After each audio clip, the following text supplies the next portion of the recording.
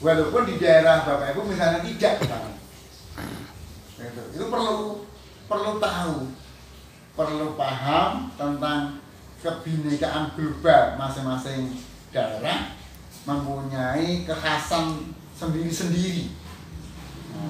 Mempunyai kekhasan sendiri-sendiri. Maka ketika peserta didik menyampaikan dengan versi yang lain selama itu sesuai dengan norma yang merupakan norma global yang ada di negeri kita ini, maka kita untuk bisa menerima keberadaan itu. Kemudian yang ketiga adalah gotong royong. Nah, gotong royong. Bagaimana anak atau peserta didik diberikan satu wadah atau satu forum, di situ mereka bergotong royong atau berkolaborasi dengan temannya. Jadi ada wadahnya, ada tempatnya, tempat untuk bergotong royong. Kemudian selain gotong royong, dia juga mempunyai jiwa mandiri. Jangan hanya gotong royong saja, namun juga mandiri. Mana hal-hal yang ini sifatnya skill individu, ya disitulah letak kemandirian. Kemudian yang kelima, bernalar kritis. Yang menghadapi mensikan sesuatu, bagaimana bisa menggunakan nalarnya secara kritis mensikapi. Kok bisa begini? Bagaimana seharusnya dan sebagainya. Kemudian yang keenam adalah profil pelajar yang keenam adalah kreatif.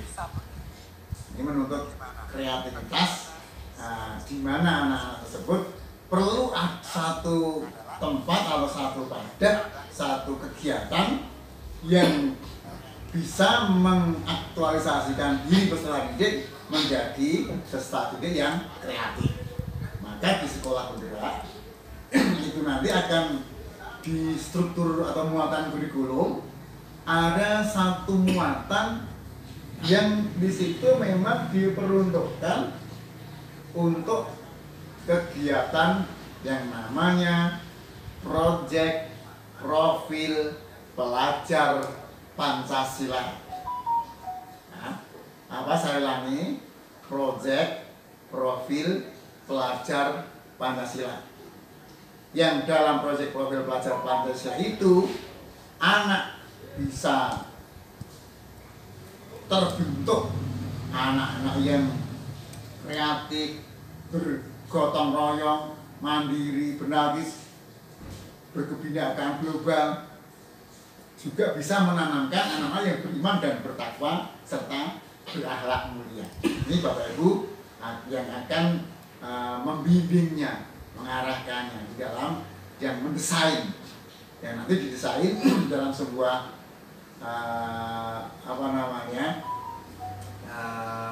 modul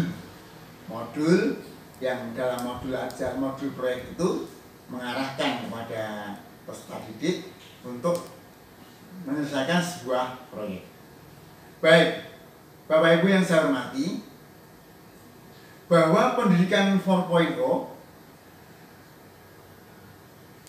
sudah dideklarasikan beberapa tahun yang lalu, Bapak Ibu. Nah, di sini Pak Menteri membeberkan adanya keterkaitan penting antara revolusi industri dengan pendidikan di Indonesia yang akan menuju persaingan secara global. Masa depan Indonesia sangat dipengaruhi oleh pendidikan. Adapun karakteristik dalam konten dan pengalaman belajar untuk menerapkan pendidikan 4.0 ada paling tidak ada 8. Nah, ada 8 karakter. Yang pertama, kemampuan masyarakat global, kemampuan berinovasi dan berkreasi, kemampuan teknologi. Nah, ini Bapak Ibu yang mohon maaf yang masih istilahnya apa ya, gagap teknologi atau apa kata yang kurang, menurut saya kurang nyaman didengar sebenarnya. Tapi apalah kata orang, apa kata mereka, itu sebutan bagi kita Bapak Ibu guru ataupun yang lain yang apa namanya hari ini belum melek terhadap teknologi. Yang keempat adalah kemampuan interpersonal, kemudian pembelajaran yang tadi personalisasi sesuai dengan karakter individu. Ini namanya pembelajaran terdiferensiasi. Nah, kan nanti setiap kali Bapak Ibu mengajar yang sudah menerapkan pembelajaran prototip atau paradigma baru itu perlu mengetahui kemampuan awalnya, yaitu dengan adanya asesmen diagnostik. Dan nanti Bapak Ibu ketika ke sekolah penggeraknya bagi Bapak Ibu yang belum daftar, barangkali ada kesempatan daftar yang sekolah penggerak angkatan berapa ya, angkatan 4 atau 5 ya gitu. Monggo, bahkan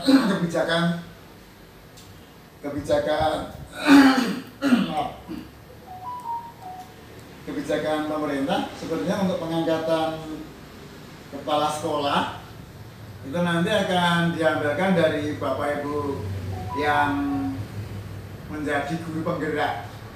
Monggo Bapak Ibu yang ini yang muda berbakat, muda berprestasi masuk di guru penggerak, nanti oleh pemerintah daerah akan dilirik, wah ini kepala sekolahnya Pak A, Bu A misalnya, karena beliau adalah guru penggerak.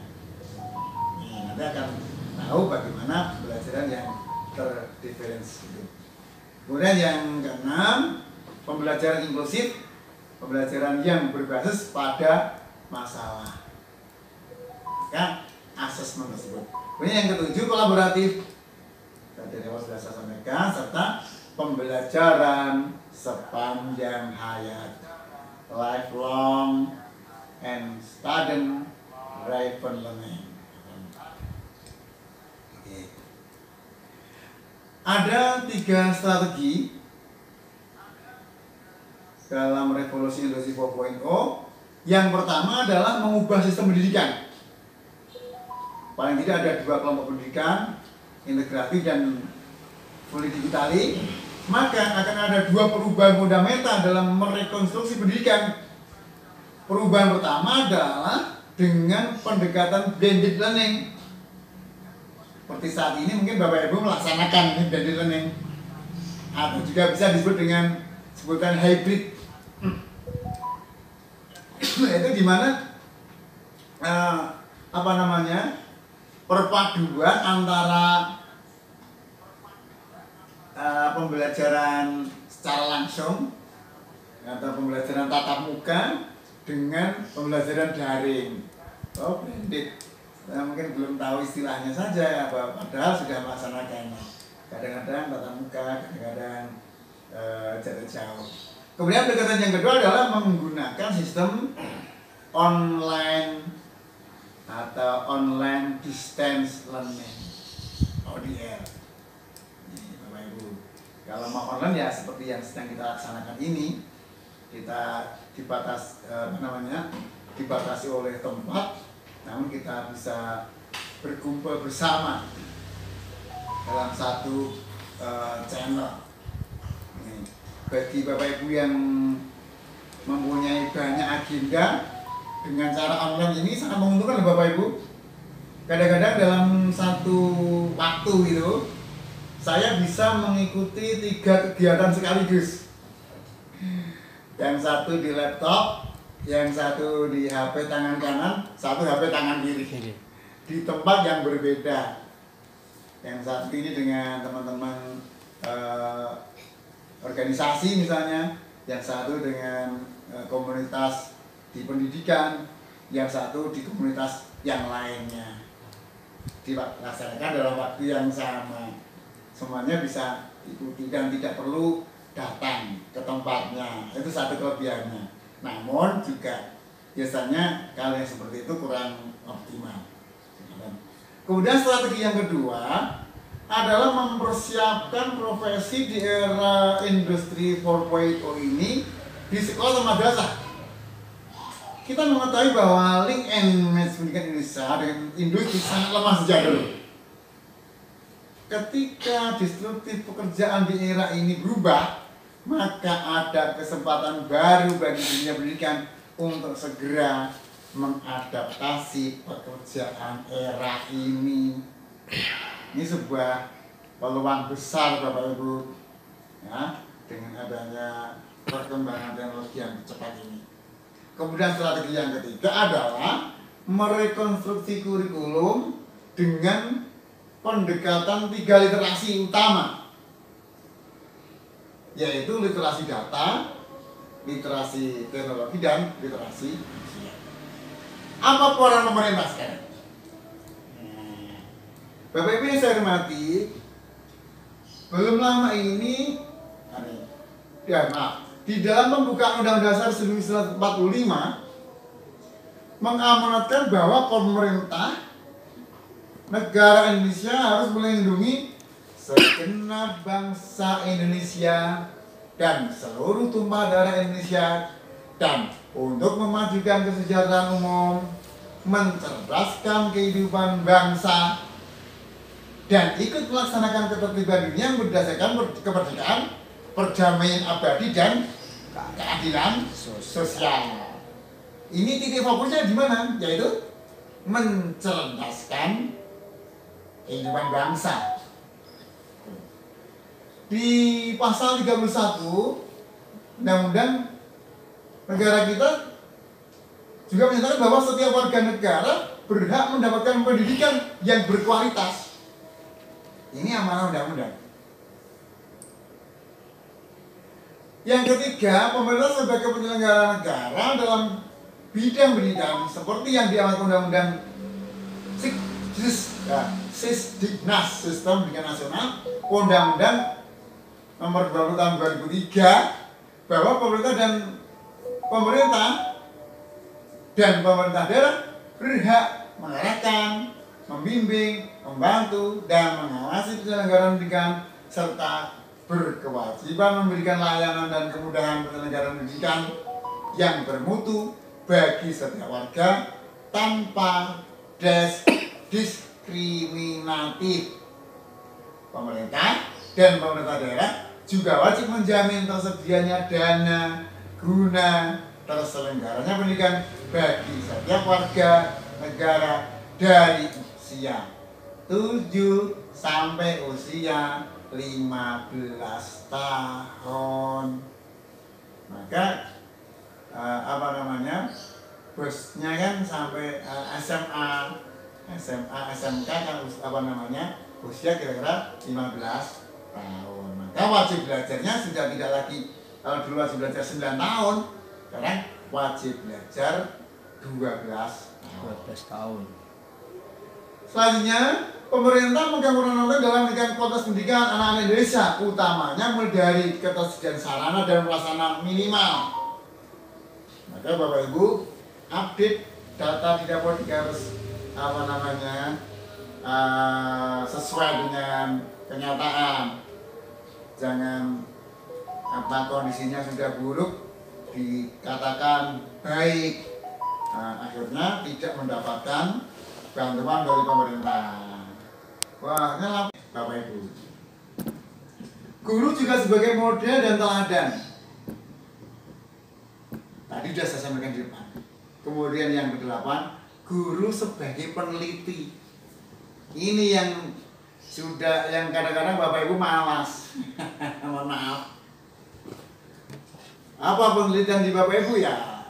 Yang paling dekat dengan kita adalah classroom action research atau PTK, penelitian tindakan kelas. PTK tadi bermula dari apa Bapak Ibu? Dari masalah.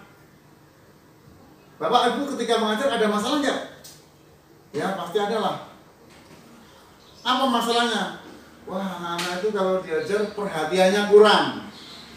Maka misalnya contoh misalnya, maka Bapak Ibu ya meningkatkan motivasi belajar melalui metode apa?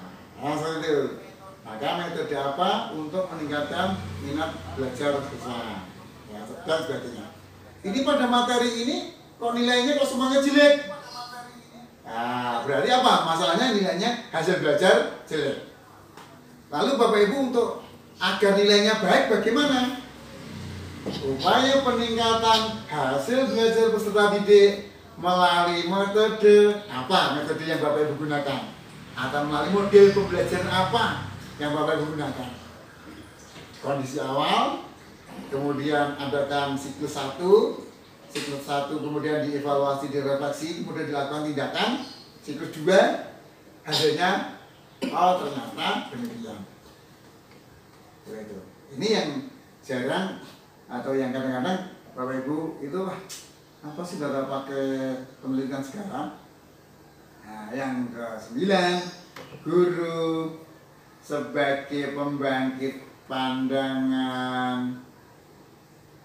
Maka Bapak Ibu ini perlu apa ya? Perlu banyak membaca tentang kisah-kisah inspiratif biar bisa membangkitkan pandangan anak bahwa tidak semua, misalnya ada anak-anak yang mengaku dari golongan ekonomi tidak mampu misalnya, jangan merasa kecil hati karena banyak cerita orang yang tidak mampu bisa belajar sampai tinggi. Guru sebagai pekerjaan rutin, guru sebagai pembawa cerita, guru sebagai aktor, guru juga sebagai evaluator, guru sebagai pengawet, dan guru sebagai koordinator. Itu guru. Nanti melalui makalah yang sudah diberikan oleh panitia baru bisa dibaca. Kemudian yang ketiga, apa peran orang tua dalam kegiatan belajar mengajar? Bapak Ibu, entah karena peran teknologi yang semakin maju atau tingkat pendidikan orang tua zaman sekarang yang lebih tinggi, faktanya orang tua zaman sekarang semakin menyadari pentingnya peran mereka dalam pendidikan anak. Kalau dulu orang tua ya udah serahkan kepada sekolah, rampung lah, semuanya serahkan orang tua. Tapi sekarang tidak. Maka tidak sedikit orang tua yang senantiasa menanyakan bagaimana kondisi anaknya di sekolah. Apalagi pada saat pembagian laporan hasil belajar itu Bapak Ibu. Ada kan orang tua yang bertanya, "Pripun anak kula, bagaimana anak saya di sekolah? Nakal enggak? Kemajuannya seperti apa?" Sejumlah upaya yang dilakukan orang tua untuk mendukung pendidikan anak-anaknya. Misalnya dengan menciptakan lingkungan belajar yang kondusif di rumah, memberikan fasilitas yang lengkap, penerapan waktu khusus belajar bagi anak-anak, dan melakukan pendampingan saat anak-anak belajar. Bahkan tidak sedikit pula orang tua yang mengalokasikan anggaran khusus les, pelajaran tambahan yang diharapkan bisa meningkatkan prestasi anaknya di sekolah. Ada pun upaya yang dilakukan itikadnya satu, yaitu peduli terhadap pendidikan anak. Ini Bapak Ibu, ini orang tua sudah seperti itu sekarang. Maka bagi orang tua yang belum memperhatikan pendidikan anak-anaknya, monggo ini, bahwa pendidikan itu bukan hanya menjadi tanggung jawab pemerintah, bukan hanya menjadi tanggung jawab guru, namun orang tua juga berperan penting. Orang tua memiliki peran yang besar dalam proses belajar anak. Di sini orang tua diharapkan dapat memperhatikan pola belajar sang anak. Mungkin anak-anak sudah merasa masuk kamar, tutup pintu, taunya belajar buka HP, wah anak saya belajar sekarang pakai HP terus kok, di kamar pakai HP, tidak dipantau misalnya, tidak tahu yang dibuka apa. Ini orang tua harus tahu bagaimana mendampingi anak-anaknya terhadap pembelajaran, apalagi di era saat ini dilakukan. Karena dari HP, dari gadget yang dimilikinya, anak-anak kan bisa melakukan eksplorasi apa saja, kemana saja. Kalau tidak dibimbing, bisa jadi yang di luar materi pelajaran itu lebih menarik. Kan anak-anak lebih lebih kepada hal yang menarik pada dirinya.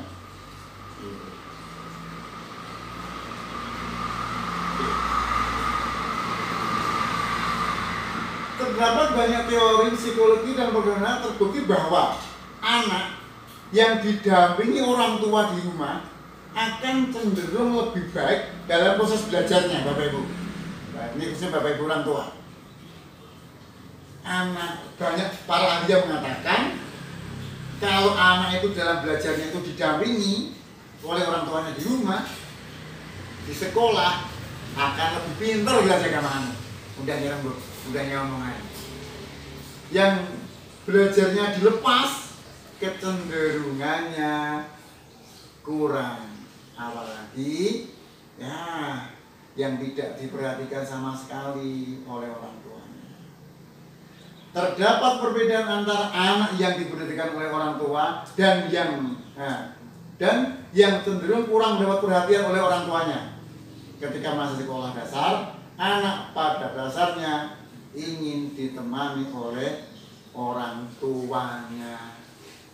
Anak yang didampingi orang dewasa akan belajar lebih baik daripada yang tidak didampingi.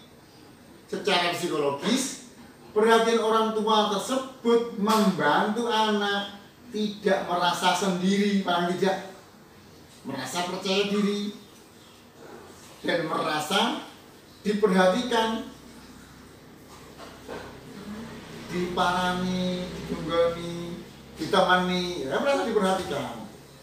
Perasaan nyaman dan diperhatikan itu akan menjadikan awal belajar yang lebih baik dan menumbuhkan motivasi belajar anak. Nanti kalau anak sudah merasa nyaman jika tidak didampingi, ini sudah berbahaya, Bapak Ibu. Kalau didekati oleh orang tua, dia sana pergi Bapak, pergi Ibu. Karena apa? Dia tidak bisa bebas membuka macam-macam.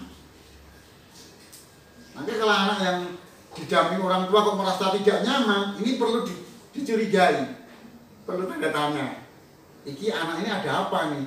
Didampingi kok malah tidak mau. Dia pengennya sendiri.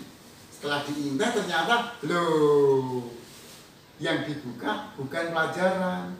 Ada yang main game, ada yang main yang lain, ada hal yang bahkan yang belum layak untuk dilihat oleh anak-anak. Ini sangat berbahaya, Bapak Ibu. Sementara itu, anak yang kurang mendapat perhatian dan pendampingan orang tua dapat merasa tertekan dan tidak menutup kemungkinan akhirnya membenci pendidikan. Belajar males, enggak mau. Hal ini karena apa? Umumnya anak masih mengalami kesulitan untuk memahami sesuatu dan membutuhkan tempat untuk bertanya. Nah, kalau tidak ada yang ditanyai, akhirnya apa? Mutong, nggak mau, putus asa. Waktu anak lebih banyak dihabiskan di rumah, sehingga perilaku sang anak lebih banyak berada di bawah didikan orang tuanya. Karena itu, ia mengatakan harus ada kerjasama antara orang tua dengan guru. Ini Bapak Ibu, kan sebenarnya yang nanti ujungnya kan yang paling diuntungkan orang tua. Kenapa? Anaknya. Tapi ya sebenarnya bukan hanya orang tua saja, ya guru, ya pemerintah. Kalau warga negaranya cerdas semuanya kan, beruntung.